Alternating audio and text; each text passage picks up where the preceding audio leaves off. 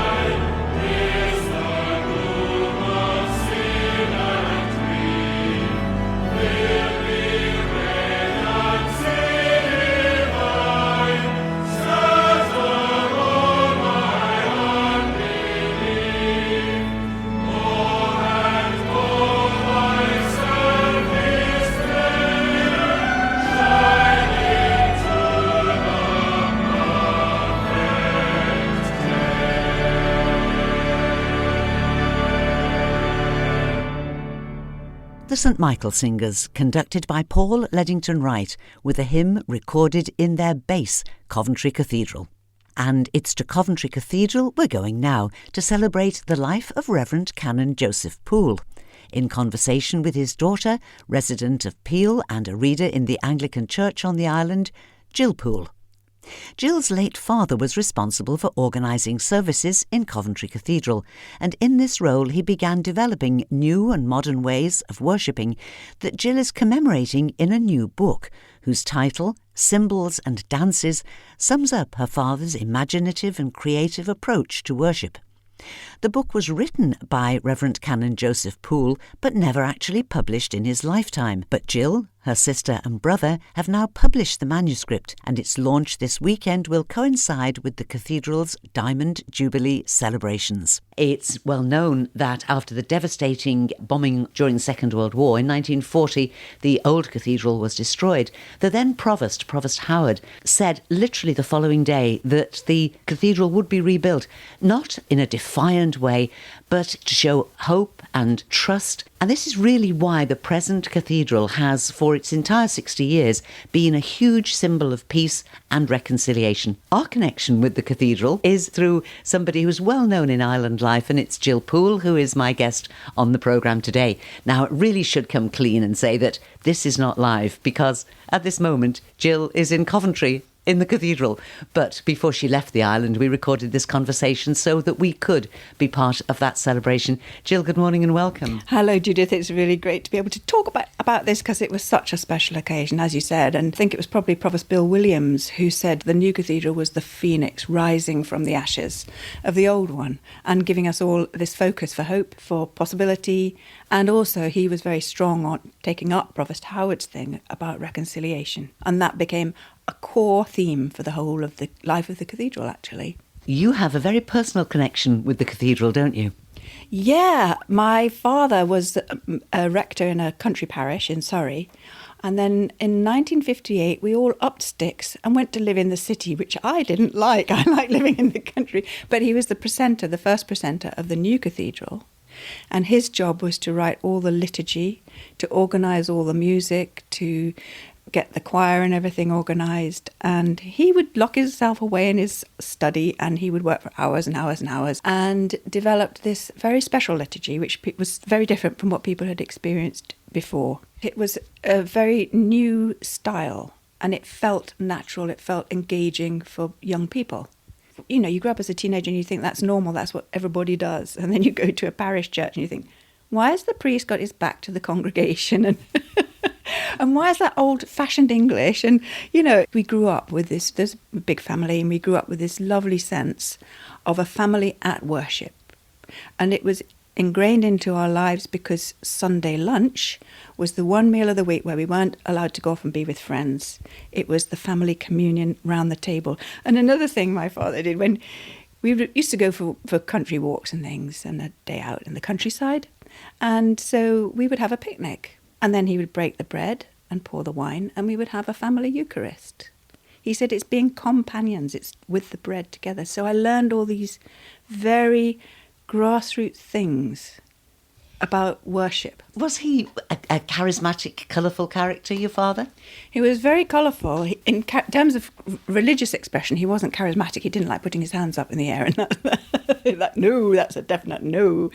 But he was charismatic in the sense that he engaged with people very strongly.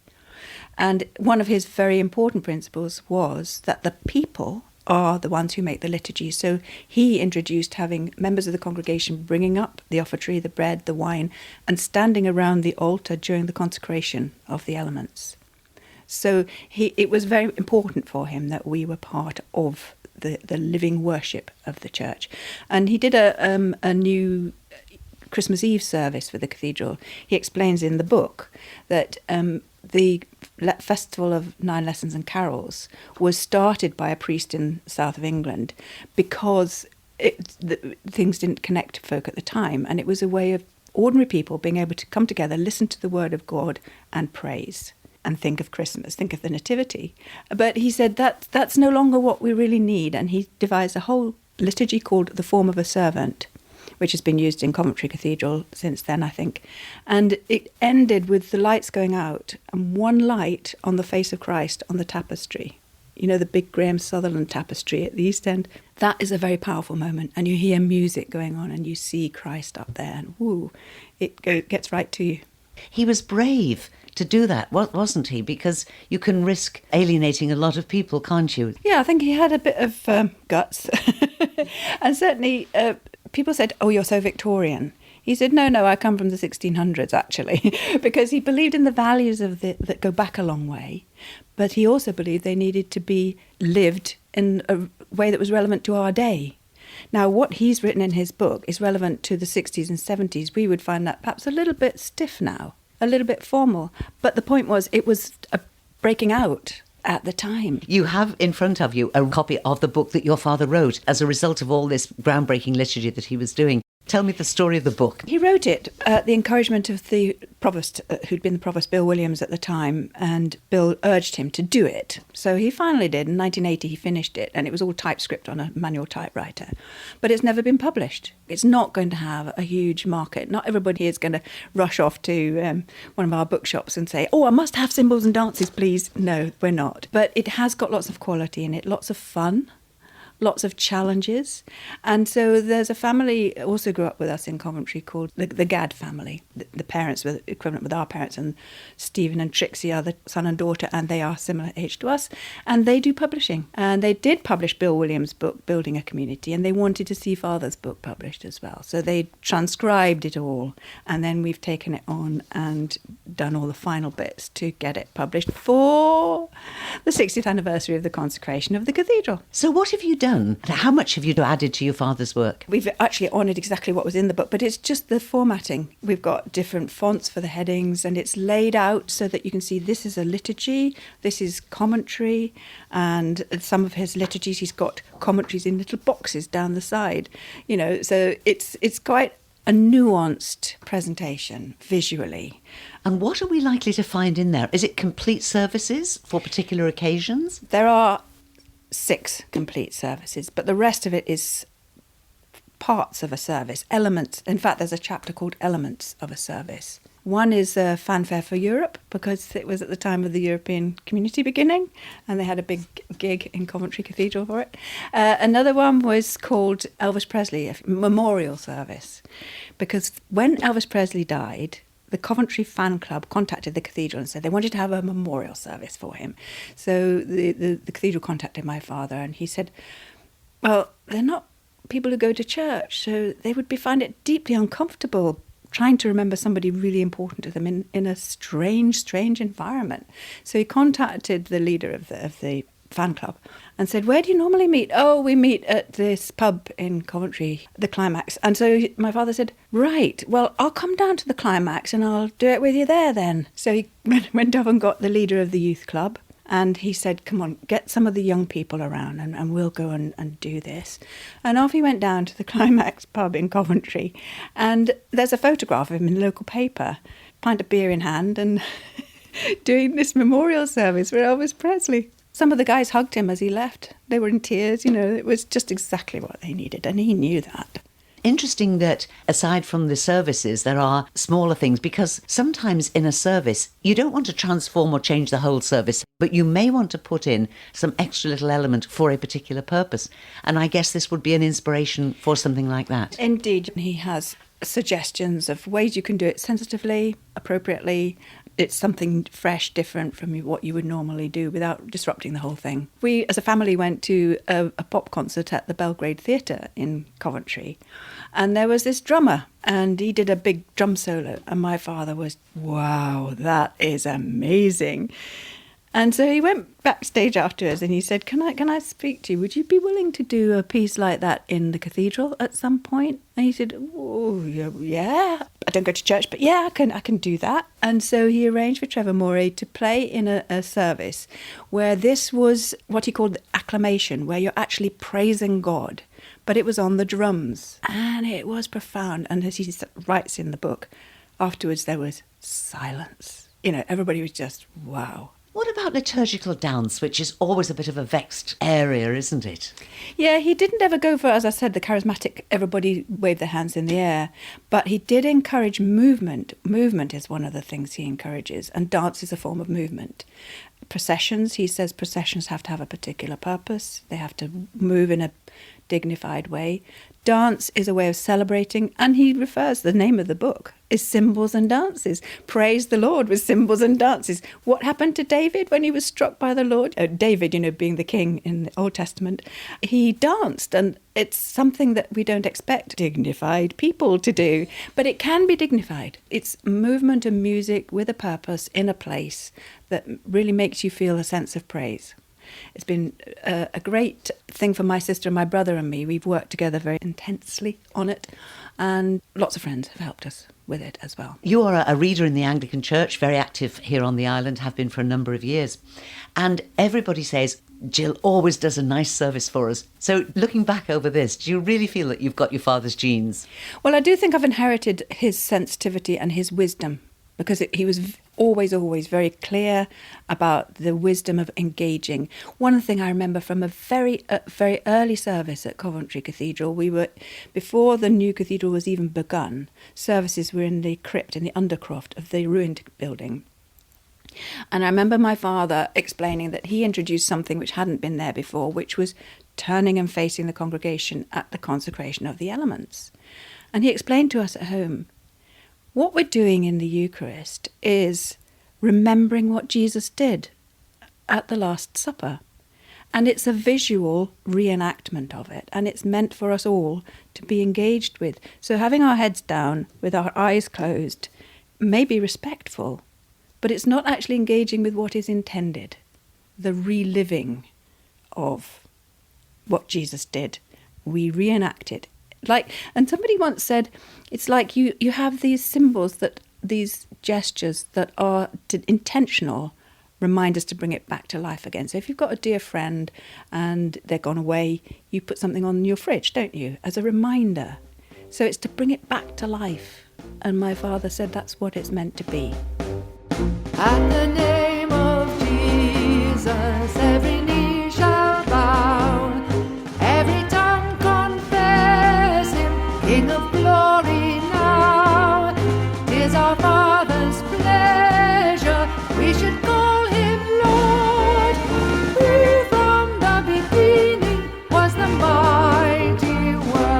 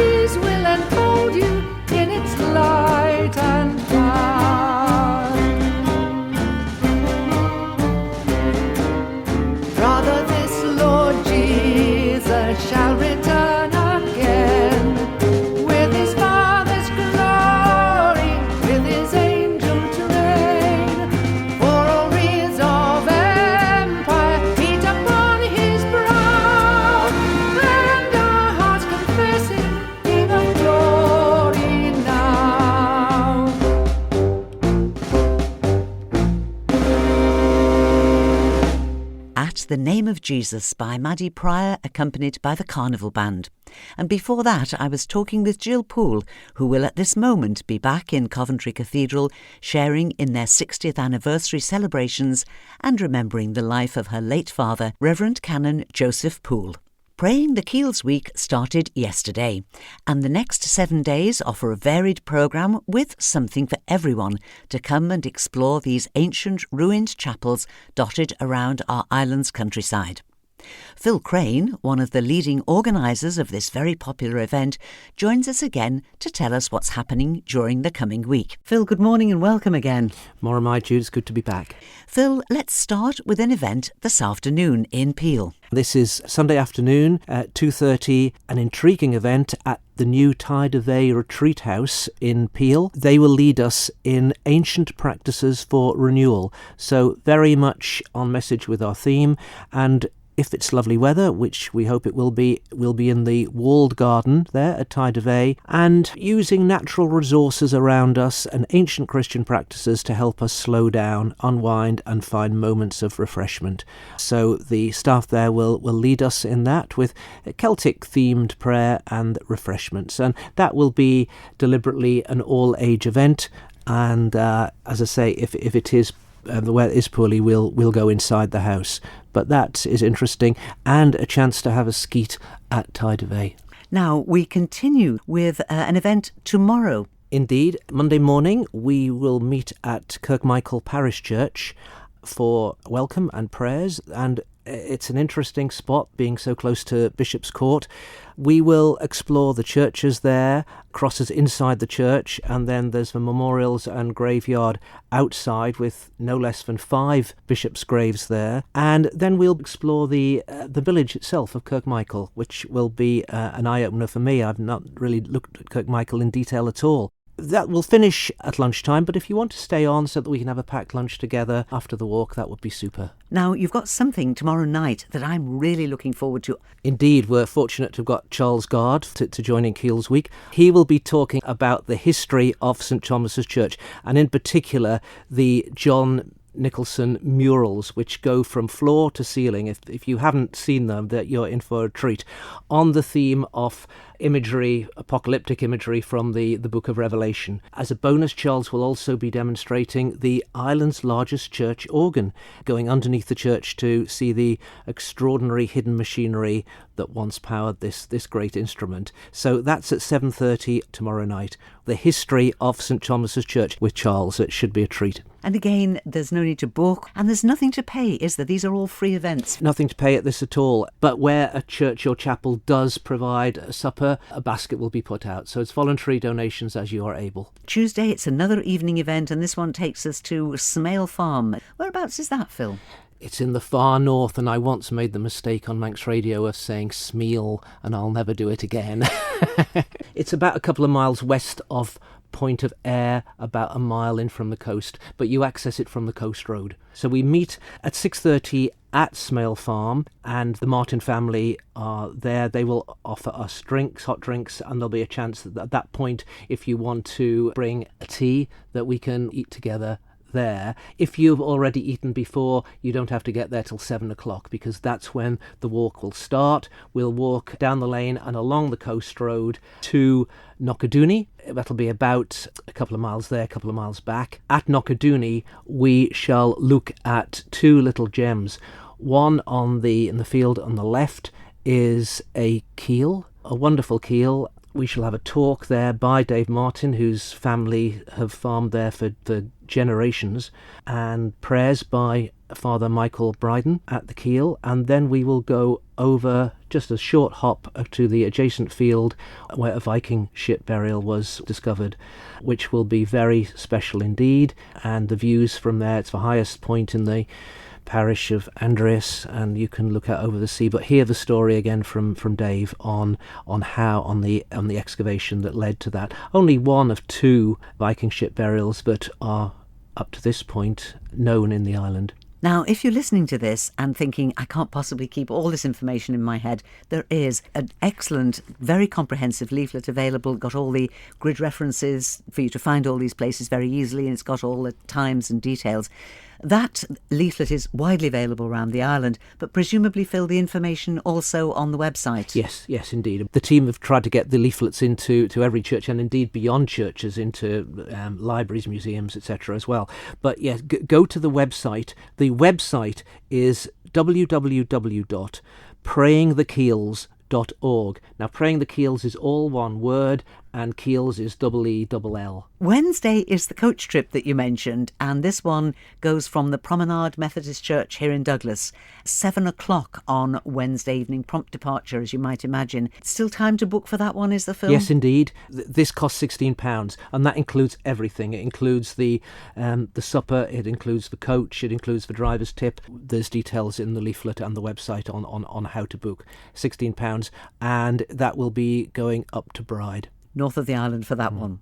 Thursday is one occasion when you offer an afternoon event. Yes, this is meeting at 2 o'clock, going over to the west of the island now. We meet at the car park in Fenella Beach in Peel, and we shall walk up Peel Hill to the Corrins Tower, then down to Knockalo Moor Farm and on to Patrick Church, Holy Trinity Patrick, where we'll have refreshments, and back to Peel on the old railway line by the Neb. Might be a bit mucky again, so stout footwear recommended, and it should be about 5 miles altogether, but a lovely afternoon walk, I hope. And then Friday is an evening event that takes us again to the west of the island. Yeah, a bit further south. Meet at 7 o'clock at St James's in Dalby. They will provide refreshments there. And a walk for those who want to down to White Beach, which is a beautiful, remote, unspoiled beach. You can't get vehicles there. About a mile south of Niarble.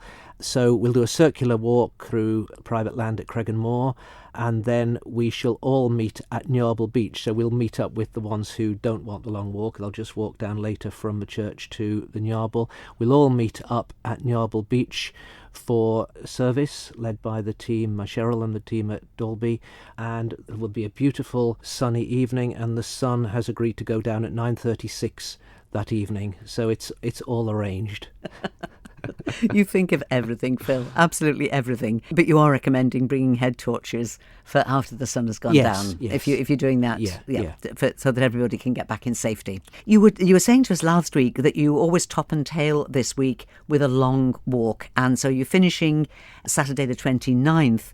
Starting point is Langness. Yes, this should be a fascinating day, I think. We meet at the car park, which is at the end of the rough track, the minor road on the west side of the peninsula, and then we shall be looking particularly on that side at the bird life, the marine life. We'll make our way up to the Keel on St Michael's Isle for prayers. We won't be able to get into the Keel because birds are nesting at this time of year, but we'll get as close as we can, and we'll have prayers and stop for lunch then. So bring a packed lunch again, as on the previous Saturday. Then we shall walk down the east coast of Langness. I mean, we've got great paths have opened up now after the planning inquiry a few years ago, and along the east coast we'll be mindful of the many shipwrecks there. There's the Provider Stone, which is quite hard to find if you don't know where it is, but it's kind of a huge, almost like an obelisk to the Provider, which went down and with many hands lost, and also the Royal Navy's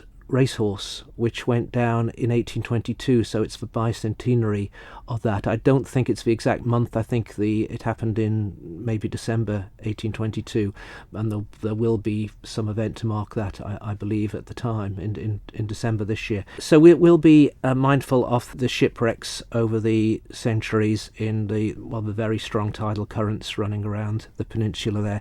So altogether, that is quite a circular walk, and we'll go back via the lighthouse and Dreswick Point, and that'll be again about 6 miles in all, about 5 hours, a full day, with stops for lunch and reflection. The whole point of this Keels Week is to step aside from the busyness of our lives, and these are in such beautiful surroundings. Pausing and reflecting is very much a feature of the week, isn't it, Phil? Yes, as you say, Jude, it's a time to just come down the gears. If we've got a busy life, just come as you are. Let go, let God. Words from the Message version of the Gospel of St Matthew, chapter 11. Are you tired, worn out, Burned out on religion? Come to me. Get away with me and you'll recover your life. I'll show you how to make a real rest. Walk with me and work with me. Watch how I do it. Learn the unforced rhythms of grace. I won't lay anything heavy or ill-fitting on you. Keep company with me and you'll learn to live freely and lightly. God be with you till we meet again. By his counsels guide and hold you, with his sheep securely fold you. God be with you till we meet again. More music there from Maddie Pryor. And before that, I was talking to Phil Crane about Praying the Keels Week. And the last word comes once again from Ruth Rice, founder of Renew Wellbeing, cafe-style safe spaces where everyone is welcomed, supported and gently encouraged to find their own pathway to mental health. Ruth has created a very personal A to Z of things that are good for her own mental and emotional well-being. And she pops in each week in case what's good for her might be good for us too. This week, the letter from the alphabet is C, and C is for cuppa. In Ruth's case, a nice cup of tea. I've got this whole thing about having a really nice cuppa for my cup of tea, my first cuppa in the morning. I like to choose the cup carefully. If I've got a really busy day, I'll choose a bigger cup because I have this thing where I sit still until I've finished the whole of that drink. And whilst I'm sitting still and drinking my drink, guess what happens? The world still turns on its axis and I didn't make it happen. There is a God. It isn't me. Who knew? And so my first cuppa in the morning, and then every subsequent cuppa after that, which is quite a lot for me, reminds me to be still. There is a God. It isn't me. The world's still spinning, even if my to-do list isn't done. And I hold that cup in both my hands and know that I am held in a bigger story of well-being than the one that I'm creating. Whether the cup is empty or full, whether it's dirty inside or clean, that cup is held. I found that really, really helpful for my mental and emotional state that day. A simple cuppa really helps for me. And it's a habit you can share with other people when you share a cuppa with them. That's one of the things that I do. C is for a cuppa. Thank you, Ruth. And there'll be more from Ruth's Alphabet of Wellbeing next week. But right now, it's time to take a look at our notice board, and we begin with things happening later today. The Mariners Choir will be at the How this evening for a service starting at 6:30, where the preacher will be Mrs. Rita Norrie. As usual, the service will be followed by supper and community hymn singing, and there's always a warm welcome for all. On Wednesday the 25th, you're cordially invited to a very splendid event in Onken Methodist Church Hall. It's a Royal Platinum afternoon tea, begins at 2 o'clock on Wednesday and includes entertainment by the very popular Paul Costain, accompanied by Mrs. Wendy McDowell. Admission is ticket only. Tickets are just £7 and you can reserve yours by calling or texting Celia Marshall on 460 965. And we finish with news from the Cathedral in Peel. Next Sunday, the 29th, instead of the usual choral evensong at 3:30, next Sunday afternoon at 3:30, there'll be a short, said service of Holy Communion with congregational hymns. Cathedral Curate, Reverend Ruth Walker, says, "We hope this may be helpful to those who, for whatever reason, may find it difficult to attend a morning communion service." And that's all that we have time for now. But I'll be back in the studio tonight from 9 with Sundown. Easy listening music to round off the weekend. And I'd love you to join me if you can. Do please email me if you've got items for the notice board or you'd like to request a favourite hymn. My email address is judithlay@manxradio.com. And so, till whenever we meet again, this is Judith saying thank you so much for listening. And I wish you and those you love a safe, happy and truly blessed week, and a very good morning.